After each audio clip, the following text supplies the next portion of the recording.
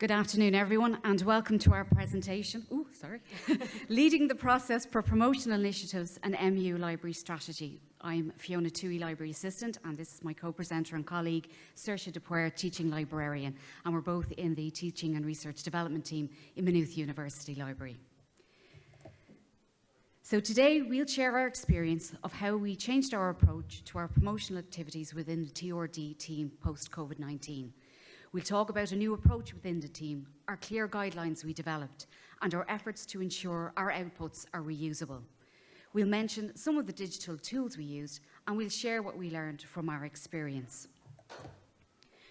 Working through the pandemic, we were all under pressure to have online resources available quickly for our students, but it was clear that something wasn't working in our plan.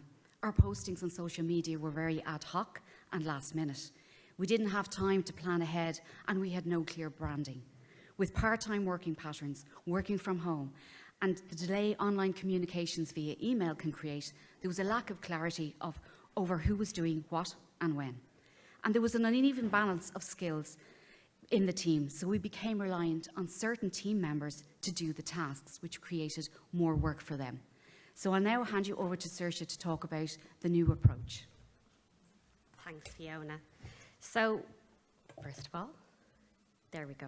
With the transition to digital platforms and the new ways that we started to engage with students, as well as the challenges they posed, outlined by Fiona, we developed a new and sustainable approach to promoting what we do in TRD and how we can communicate that across the university. And one of the primary functions of this approach was to support and enhance how a small team with very different working patterns can coordinate and plan effectively while streamlining communication and participation between all team members. So when we talk about sustainability, we're talking about sustainable workflows in this context. And at the core of this approach was the work ethos, let's work smarter, not harder. Let's avoid duplicating work and reinventing the wheel. So, one of the first elements of this approach was assigning a lead to oversee individual initiatives which would be rotated amongst team members throughout the semester. So, for example, I might be lead of the exam supports, clinics or resources that we would have at the end of each semester, or one of my colleagues might be over research.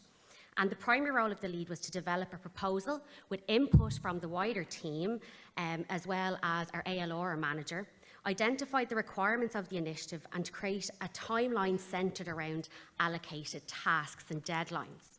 And these steps aim to streamline our workflow, communication and participation within the team and to ensure the initiative remained on track.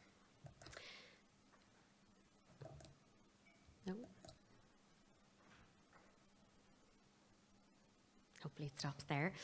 We also adopted specific teams to help structure, organise and plan different initiatives throughout the semester. So they allowed us to group key concepts and key skills together to create a consistency and a pattern around the running of our library initiatives and events. So an example of this might be our key concept or skill is referencing over the month of October, and within that month we would run clinics, pop-ups, have workshops around that specific skill.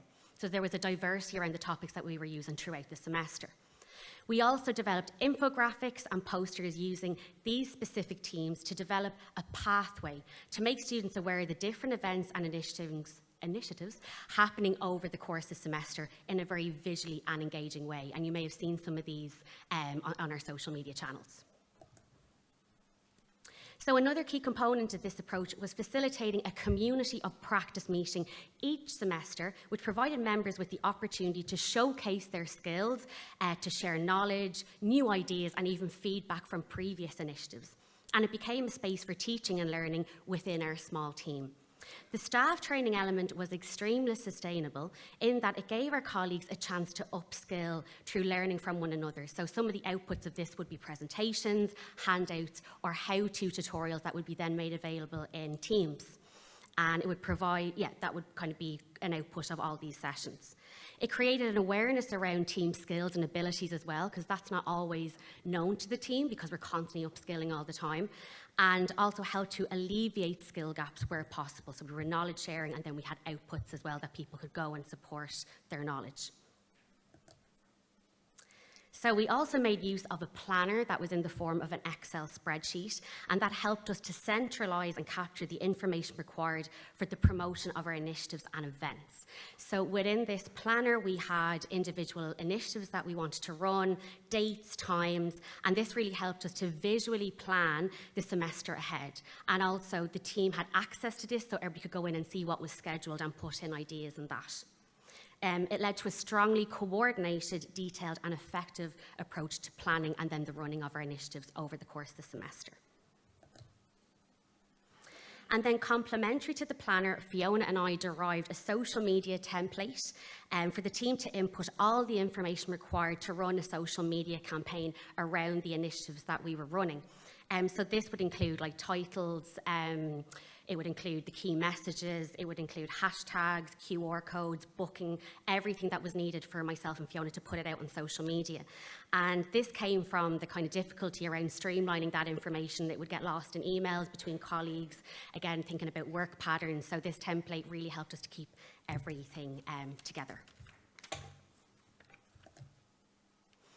And then at some point during the development of this approach, we started to reconsider and re-identify our users that wasn't just the students, our audience and our stakeholders. So those who should be aware of the supports, the services and events that we're running within the library.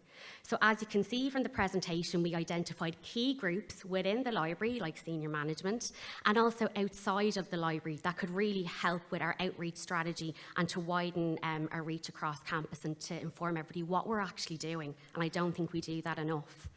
As an added bonus, other groups, including service units such as the Writing Centre, the Centre for Teaching and Learning, MAP, the Student Union, once they learned of what we were doing through multiple kind of media formats, social media, emails, on kind of committee groups, things like that, they wanted to collaborate with us on some of these, and it really helped us to foster strong and mutually beneficial partnerships, which was great. So I'm now going to pass you back to Fiona, where she will take us through the digital tools that we used and the sustainable resources and outputs that have come out of using this particular approach. Thanks, Saoirse. So we now had a clear structure in place and we needed to start using our tools correctly. We started with using LibCal for bookings of workshops and events. The link was incorporated into designs created in Canva for social media. In Canva, we also created identifiable branding for different playlists on our YouTube channel. Then lastly, we scheduled these posts in advance on social media using Hootsuite and fitting in with the wider library digital communications. You can see our Jumpstart Your Semester playlist in the corner there, which we can reuse at the start of either semester and add or take away as required. Instead of putting out random videos or tutorials, we created clear, identifiable resources. Here you can see our research skills and resources toolbox and our link in with MU Library series playlists. A different look for very different content, but they can stand on their own as a resource and are easily incorporated into classes. The Padlet was another platform that allowed us to capture, centralise, share and repurpose learning resources and supports for students online. We can easily add or change content, invite other support services to link in with it, and you can see our QR code there, which actually links to our current exam Padlet. So if you want to scan away there, I'll give you a moment and put up your phone so I'll feel like I'm very famous. But you can actually have a look at that at your convenience. So our takeaways and what we learned, of course, communication is key, but having a clear documented workflow within the team was so useful and ensured everyone was on the same page. Reaching out to partners to enhance visibility and awareness is key, and those relationships can develop collaborations on other projects. When creating resources, we carefully considered how they could be repurposed and reused, and this enabled us to reduce staff hours to produce output. And by streaming our workflow and using sustainable practices, we were able to work smarter, not harder. So, Gurvan Míl Maithagad, thank you for listening. And here